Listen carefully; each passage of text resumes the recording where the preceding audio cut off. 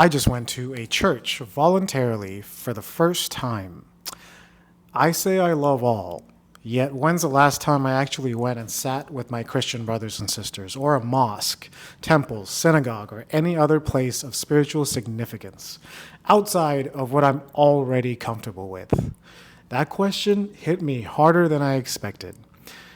Ever since I had memory, my greatest thoughts have always been toward curiosity and seeking. I grew up around many religious influences throughout my life, including atheist influences, which, by the way, I almost feel is a religion in itself. Throughout all of it, I've gradually come to see that we're all one, that we're all reaching towards the same source, even if we use different language, different traditions, and different stories. I understand there are very real nuances that separate the world's major religions. I know many people deeply believe theirs is the only way. But it hurts me to see us so divided. Please don't take this video as an invitation to defend or convince me of your specific religion. That's never what this channel has been about. I'm not here to spark debate. I'm here to try and lead and inspire unity. And that starts by leading my own life into greater unity first. Because if I truly believe we're all one, then what's stopping me from getting to know Jesus better at his home with his believers? The closest religion I've ever identified with is the Baha'i faith. One of the things I love most is that they believe each prophet was a continuation of God's message. They say to deny one is to deny all. I love that. I love that so much. Now, if you attached a lie detector test to me and asked whether I believe God is real, it would probably go off whether I answered yes or no, because I'm honestly not fully convinced of either answer. I've simply experienced enough of the mystic nature of this universe to know that creation is a bliss I may never fully comprehend. And maybe I don't need to, because I'm capable of experiencing it. And somehow that's enough for me. So if curiosity has always been one of my highest values, why had I quietly written off church without ever truly experiencing it for myself? So I went to church. Not because I was looking to convert, because I was looking to understand. I believed choosing to get to know Jesus better was another way of deepening my ability to experience the nature of bliss, to see creation expressed through another lens, to stop observing from the outside and instead step into the room. And I swear, I looked around that church that day and saw so many young people my age, people who genuinely looked like they wanted to be there, people who were there out of their love for creation, out of their submission to the guidance of Jesus, out of a sincere desire to become better. For the first time, I caught a glimpse of what it feels like to stop judging from the dividing line of religion and simply see our neighbor doing exactly what you wish more of the world would do. Seeking, loving, trying. That alone was beautiful to witness. The other half of me couldn't have felt more alive sitting there. I saw with my eyes a room full of seekers. I heard with my ears a church full of young men and women wanting to do their best in the eyes of creation. And I felt from somewhere much deeper than my words, my own connection to creation expand. For the first time, I started seeing Jesus in a different light, not through debates, not through opinions, but through the people sincerely trying to live what he taught. That changed something in me. Glory to the sciences. Glory to God. For neither can ever be fully understood. Yet both leave me in awe. Both make me feel content while simultaneously making me yearn to understand more. And somehow, as open as I always believed I was, as curious as I believed I was, as much as I pride myself on listening to others, I had quietly ignored church. The same way religions have divided humanity, I had unknowingly allowed myself to build another imaginary wall. Such fickle beings we can be. Some of the movies really got that right. If no one builds the prison for us, we'll often build one ourselves.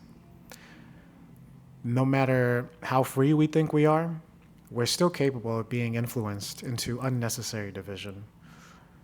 The beautiful part, the choice had always been mine.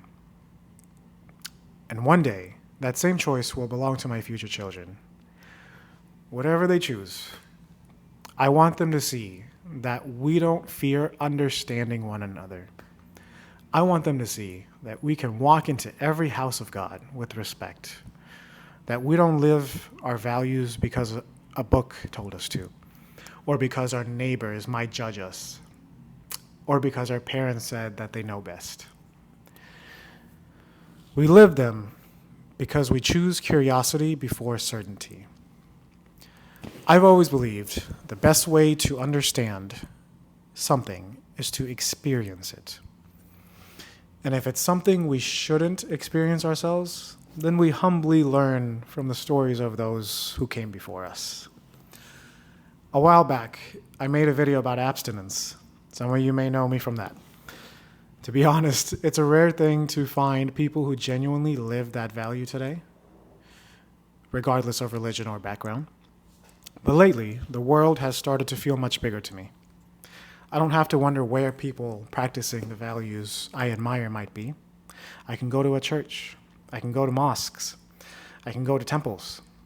I can go wherever people are sincerely gathering in pursuit of something greater than themselves. Whether your values feel uncommon, when your values feel uncommon, the world can start to feel very lonely. Sitting with that, I realized something. My soul isn't just yearning for people who speak noble words, it's yearning for people who sincerely practice them. And lately, whenever I catch myself saying something that feels this big, I try to stop and ask myself a question. Am I living it? Because if I truly believe I'm a curious seeker, then I have to seek. Not just talk about seeking. That one decision led me to church. And by God, pun intended, I loved every bit of it. Realizing this could become part of every Sunday, I was taken.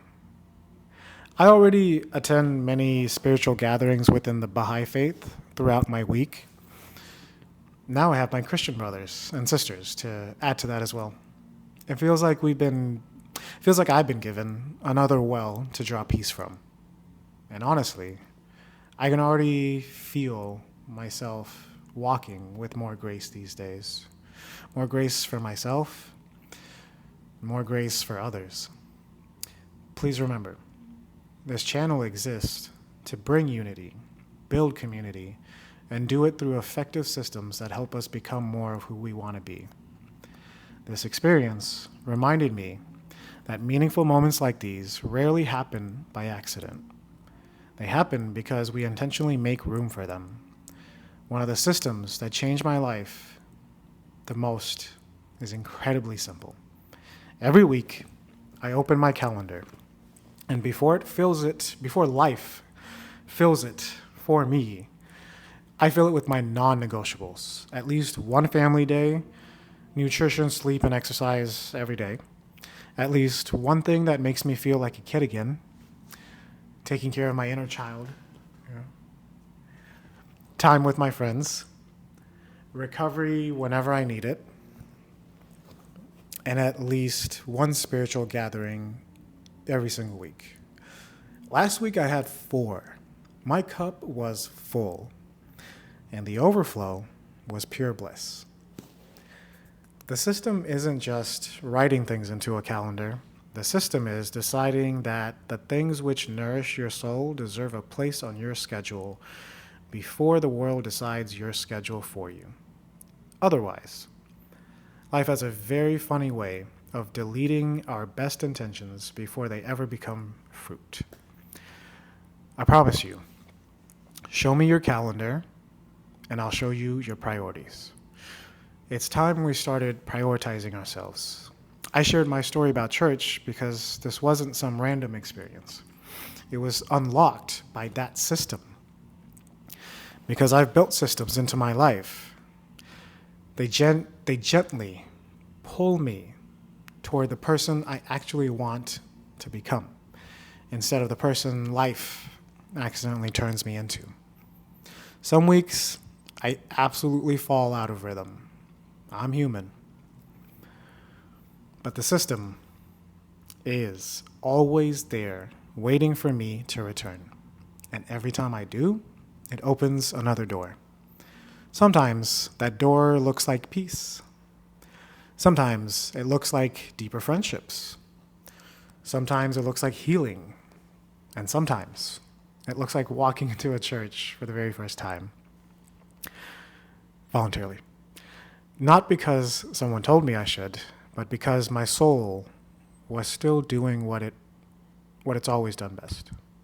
Remaining curious, remaining a seeker, always searching for greater unity. I genuinely love to hear your own journey. What's already part of your weekly system of self-nurture? And if you don't have one yet, steal mine. Fill your calendar with the things that make you feel most alive. Family, movement, play, friendship, spirituality, recovery especially. Then come back a month from now and tell me what changed. I genuinely love to hear your experiences.